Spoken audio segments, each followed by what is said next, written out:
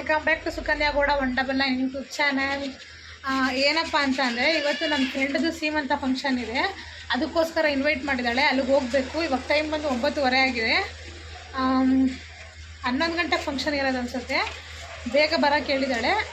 ಕ್ವಿಕ್ಕಾಗಿ ರೆಡಿಯಾಗಿ ಟಿಫನ್ ಮಾಡಿಕೊಂಡು ಹಂಗೆ ನಂದು ಇನ್ನೊಂದು ಫ್ರೆಂಡ್ ಮನೆ ಹತ್ರ ಹೋಗಿ ಅವಳನ್ನೂ ಕರ್ಕೊಂಡು ಫಂಕ್ಷನ್ ನಡೆಯೋ ಹತ್ರ ಹೋಗೋಣ.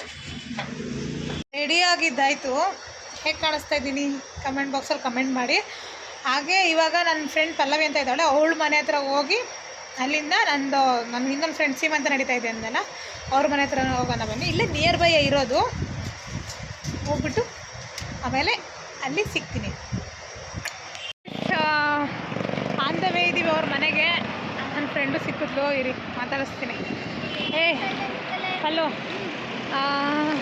Hi madam. ನನ್ನ ಬ್ಲಾಗ್ಗೆ 11 ಗಂಟೆ ಅಷ್ಟರಲ್ಲಿ ಫಂಕ್ಷನ್ ಸ್ಟಾರ್ಟು ಅಂತ ಹೇಳಿ 12:30 ಆದರೂ ಇನ್ನೂ ಫಂಕ್ಷನ್ ಸ್ಟಾರ್ಟ್ ಮಾಡಿಲ್ಲ. ಇನ್ನು ಇವಾಗ ಮಾಡ್ಕೋಬೇಕು.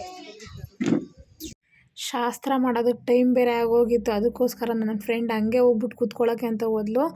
ಆವಾಗ ಅಲ್ಲಿ ಯಾರೋ ಒಂದು ಆಂಟಿ, ಇಲ್ಲ ನಮಸ್ಕಾರ ಮಾಡ್ಕೊಂಡು ಕೂತ್ಕೊಬೇಕಮ್ಮ ಫಸ್ಟು ಅಂತ ಹೇಳಿದ್ರು. ಅದಕ್ಕೆ ಚೇರ್ನೆಲ್ಲ ನಮಸ್ಕಾರ ಮಾಡಿಕೊಂಡು ಆಮೇಲಿಂದ ಕೂತ್ಕೊಂಡ್ಲು ಚೇರ್ ಮೇಲೆ. ನೋಡಿ, ಇದೆಲ್ಲ ಹಳ್ಳಿಗಳ ಕಡೆ ನೀವು ನೋಡಿರ್ಬೋದು.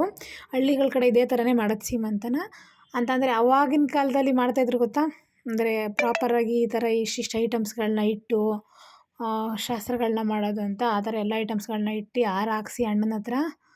ಆಮೇಲಿಂದ ಹಂಗೇ ಶಾಸ್ತ್ರಗಳಿರುತ್ತಲ್ವ, ಅವ್ರಿಗೆ ಅರಿಶಿನ ಕುಂಕುಮ ಎಲ್ಲ ಇಡೋದು, ಅಕ್ಷತೆ ಹಾಕೋದು, ಅದನ್ನೆಲ್ಲ ಹಾಕಿ ಅವಳಿಗೂ ಹಾಕಿ, ಮತ್ತು ಅವಳ ಎದುರು ಕಡೆ ಇದೆಯಲ್ಲ ಕಳಸ, ಅದಕ್ಕೂ ಹಾಕಿ ಆಮೇಲಿಂದ ಹೂವು ಎಲ್ಲ ಮುಡಿಸಿ ಅಣ್ಣ ಶಾಸ್ತ್ರ ಕಂಪ್ಲೀಟ್ ಮಾಡಿದ್ರು. ಮತ್ತು ಇನ್ನೂ 9 ಜನ ಹೆಂಗಸ್ರ ಕೈಲೇನೋ, ಅಂದರೆ ಮದುವೆ ಆಗಿರೋ ಮುತ್ತೈದೆಯರ ಕೈಲಿ 9 ಜನದ ಕೈಲಿ ಶಾಸ್ತ್ರ ಮಾಡಿಸ್ತಾರೆ. ಶಾಸ್ತ್ರ ಎಲ್ಲ ಮಾಡಿಸಿ ಆಮೇಲಿಂದ ಲಾಸ್ಟಿಗೆ ಇನ್ನು ಹೆಣ್ಮಗಳನ್ನ ಮನೆಗೆ ಕಳಿಸ್ಬೇಕಲ್ಲ, ಅಂದರೆ ಗಂಡನ ಮನೆಯಿಂದ ತವ್ರ ಮನೆಗೆ ಕಳಿಸ್ಬೇಕಲ್ಲ, ಅದಕ್ಕೋಸ್ಕರ ಏನಪ್ಪ ಅಂದರೆ ಮೊದಲು ತುಂಬ ಶಾಸ್ತ್ರ ಅಂತ ಮಾಡ್ತಾರೆ. ಆ ಥರ ಎಲ್ಲ ಐಟಮ್ಸ್ ಅಲ್ಲಿದೆಯಲ್ಲ, ಎಲ್ಲ ಐಟಮ್ಸು, ಆ ಎಲ್ಲ ಐಟಮ್ಸ್ನು ಸ್ವಲ್ಪ ಸ್ವಲ್ಪ ಹಾಕಿ ಅವ್ರಿಗೆ ಕೊಟ್ಟು ಕಳಿಸ್ತಾರೆ. ಅದನ್ನು ಹಾಗೆ ಅವರೆಲ್ಲ ಹಾಕ್ತಾಯಿದ್ದಾರೆ ನೋಡಿ. ಹಾಕಿ ಕೊಟ್ಟು ಕಳಿಸಿ ಅಂದರೆ ಅವರು ಗಂಡನ ಮನೆಯಿಂದ ಅಪ್ಪನ ಮನೆಗೆ ಹೋಗ್ತಾರಲ್ಲ, ಆವಾಗ ಅದನ್ನು ತೊಗೊಂಡೋಗ್ಬೇಕು. ಶಾಸ್ತ್ರ ಎಲ್ಲ ಸಿಂಪಲ್ಲಾಗಿ ಚೆನ್ನಾಗಾಯಿತು. ಹಾಗೆ ಅಂದರೆ ಮನೆ ಹತ್ರನೇ ಮಾಡಿದ್ದಿದ್ದು, ತುಂಬ ಚೆನ್ನಾಗಿತ್ತು. ನನಗೆ ತುಂಬ ಇಷ್ಟ ಆಯಿತು. ಅವರು ಲಾಸ್ಟಿಗೆ ಫೋಟೋಶೂಟ್ ಎಲ್ಲ ಮುಗಿಸ್ಕೊಂಡು ಫಂಕ್ಷನ್ನ ಕಂಪ್ಲೀಟ್ ಮಾಡಿದ್ರು. ಗಂಡು ಪಾಪು ಆಗಬೇಕಾ ಅಥವಾ ಹೆಣ್ಣು ಪಾಪು ಆಗಬೇಕಾ ಅಂತ ಅಂದ್ಬಿಟ್ಟು ಕಮೆಂಟ್ ಬಾಕ್ಸಲ್ಲಿ ಕಮೆಂಟ್ ಮಾಡಿ, ಓಕೆನಾ? ಹಾಯ್ ಅಪ್ಪ ದೇವರೇ, ಎಲ್ಲ ಫಂಕ್ಷನ್ ಮುಗೀತು. ಈಗ ಊಟ ಎಲ್ಲ ಮುಗಿಸ್ಕೊಂಡು ಮನೆ ಕಡೆಗೆ ಹೋಗ್ತಾ ಇದ್ದೀವಿ. ಬಾರೆ ಮನೆಗೆ, ಹಂಗೆ ಹೋಗ್ಬೇಡ. ಆಮೇಲೆ ಇವಾಗ ಮನೆಗೆ ಹೋಗಿ ಡ್ರೆಸ್ ಚೇಂಜ್ ಮಾಡಿ ಒಂದು 2 ಅವರ್ ನಿದ್ದೆ ಮಾಡಿಬಿಟ್ರೆ ಸಮಾಧಾನ ಮನಸ್ಸಿಗೆ. ಅವಾಗ ಅಲ್ಲಿ ತನಕ ಊಟ ಮಾಡೋದಕ್ಕೂ ಅದಕ್ಕೂ ನಡೆಯೋಕ್ಕಾಯ್ತಾ ಇಲ್ಲ, ನಡ್ಕೊಂಡು ಹೋಗೋಕ್ಕೂ ಆಯ್ತಾ ಇಲ್ಲ. ಚೆನ್ನಾಗಿತ್ತು. ಊಟ ಎಲ್ಲ ಚೆನ್ನಾಗಿತ್ತು, ತುಂಬ ಚೆನ್ನಾಗಿತ್ತು. ಊಟ ತಿನ್ನೋ ಆತರದಲ್ಲಿ ಊಟದ ಕ್ಲಿಪ್ಪಿಂಗ್ಸ್ ತಗೊಳ್ಳೋದನ್ನೇ ಮರ್ತೋಗ್ಬಿಟ್ಟಿದ್ದೆ.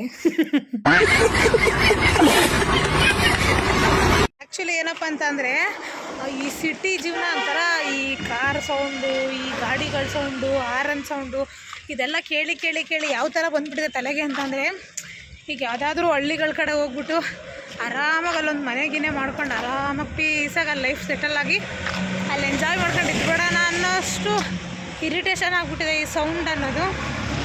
ಏನಂತೀಯ? ನಿಮಗೇನು ಅನಿಸುತ್ತೆ?